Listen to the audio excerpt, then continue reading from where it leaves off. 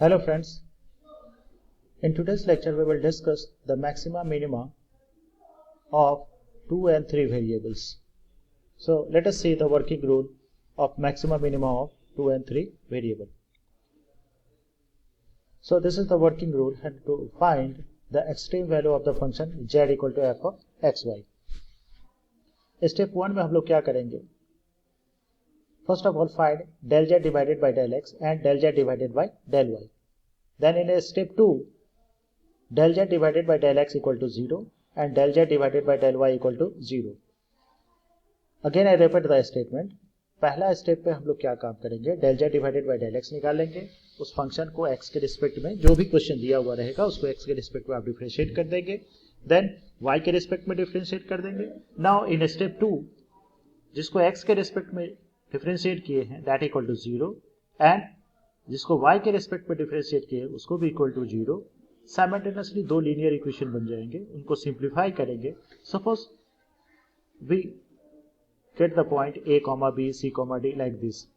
तो हम लोगों को कुछ न कुछ पॉइंट्स मिल जाएंगे.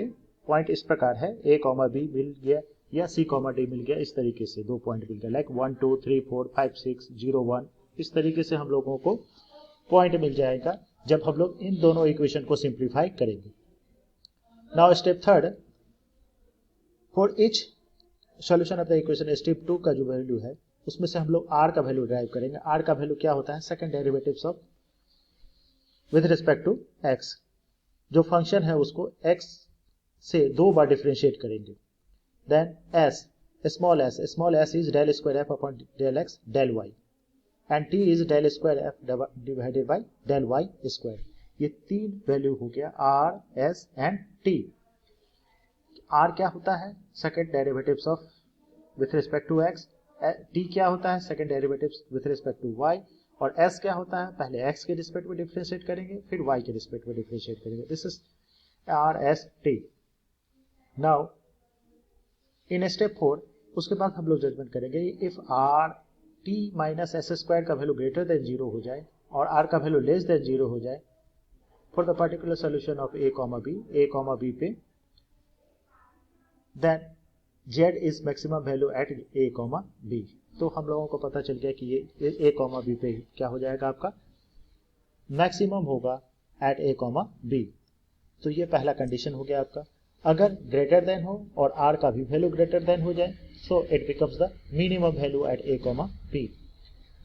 r t minus S square का वैल्यू अगर लेस देन 0 हो जाए, नेगेटिव हो जाए, सो नो एक्सट्रीम पॉइंट निकल जाएगा आपको. और अगर इक्वल टू 0 हो जाएगा तो डाउटफुल है, फिर से फर्दर इन्वेस्टिगेशन हम लोग करेंगे. So this is all about the rule and regulation of the maximum minimum of 2 and 3 variables to finding 2 and 3 variables. अब आइए हम लोग इस पर रिलेटेड कुछ प्रॉब्लम देखते हैं जिससे को हम लोग यूज करेंगे. सो प्रॉब्लम इस प्रकार है.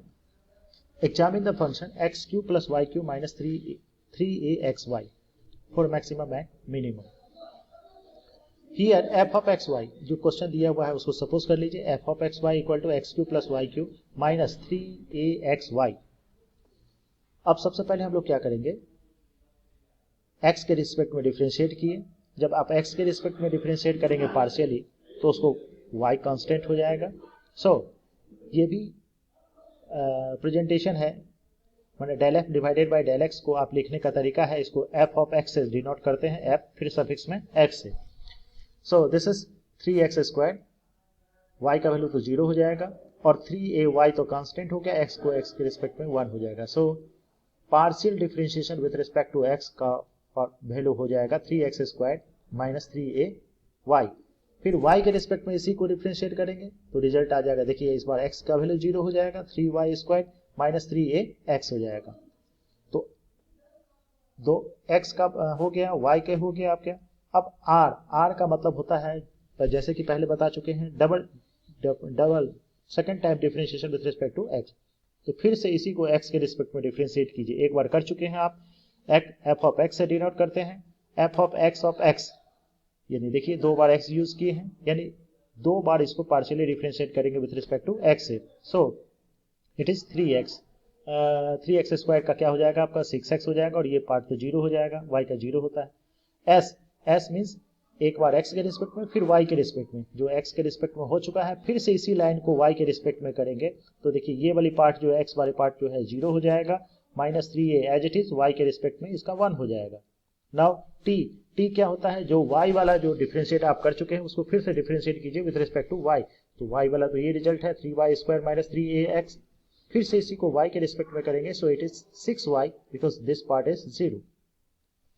अब सारा वैल्यू हम लोग निकाल चुके हैं, r का वैल्यू ड्राइव हो गया है, s का वैल्यू ड्राइव हो गया है एंड t का वैल्यू ड्राइव हो गया है। नाउ अब हम लोग को पॉइंट ड्राइव करना है। तो पॉइंट ड्राइव करने के लिए मैंने क्या बता चुका हूं कि जो आप x के रिस्पेक्ट में डिफरेंशिएट करेंगे, y के रिस्पेक्ट में डिफरेंशिएट करेंगे, दोनों को 0 से इक्वेट कीजिए। So f of x equal to 0 and f of y equal to 0। तो f ऑफ x का वैल्यू इक्वल टू 0, तो f ऑफ x को ये ड्राइव किए हैं, सो दिस इक्वल टू 0। देखिए 3 कॉमन ले चुका है यहाँ पे, तो x² - ay equal to 0, this is equation number 1। और f of y equal to 0, so this is this one. Again 3 को कॉमन ले चुके हैं, ये इक्वेशन 2 हो गया। इक्वेशन 1 से आप y का वैल्यू ड्राइव कर लीजिए और इक्वेशन 2 में पुट कर दीजिए, जैसा कि हम लोग जूनियर सेक्शन में कर चुके हैं लीनियर इक्वेशन बनाने समय में। तो y का वैल्यू कितना हो जाएगा, x² डिवाइडेड बाय a। इसको आप इक्वेशन नंबर 2 में पुट कर दीजिए। पुट करने के बाद सिंप्लीफाई करेंगे तो x का वैल्यू जो मिल जाएगा a, 0 मिल जाएगा। सिंप्लीफाई करने पे a का वैल्यू जो हम लोग को मिल जाएगा a, 0। देन y का वैल्यू क्या हो जाएगा, जब आप x का वैल्यू 0 पुट करेंगे तो बिकॉज y का वैल्यू तो हम लोग जानते हैं, y का वैल्यू कितना था, y का वैल्यू ड्राइव किए थे, y का वैल्यू कितना था, x² डिवाइडेड बाय x का वैल्यू 0 पुट करते रहे तो y का वैल्यू भी 0 हो जाएगा यहाँ पे। सो y is 0, x का वैल्यू a पुट करेंगे तो y का वैल्यू भी a आ जाएगा। So stationary point we will get the two stationary point that is 0, 0 and a। अब हम लोगों को 0, 0 मिल गया एक स्टेशनरी पॉइंट और दूसरा स्टेशनरी पॉइंट है a। तो इस तरीके से हम लोग पॉइंट ड्राइव कर लिए। नाउ rt - s² आप ड्राइव करेंगे। r का वैल्यू जानते हैं, t का वैल्यू जानते हैं, दोनों को मल्टीप्लाई कीजिए, 36xy हो जाएगा, माइनस s²। s का वैल्यू जानते थे 3a था, इसका स्क्वायर किए 9a² मिल गया आपको। अब एट द पॉइंट 0, 0, 0, 0 पुट कीजिएगा, मतलब x और y का जगह 0, 0 पुट कीजिएगा। 0 पुट करने पे -9a² आ गया, लेस देन 0 हो गया।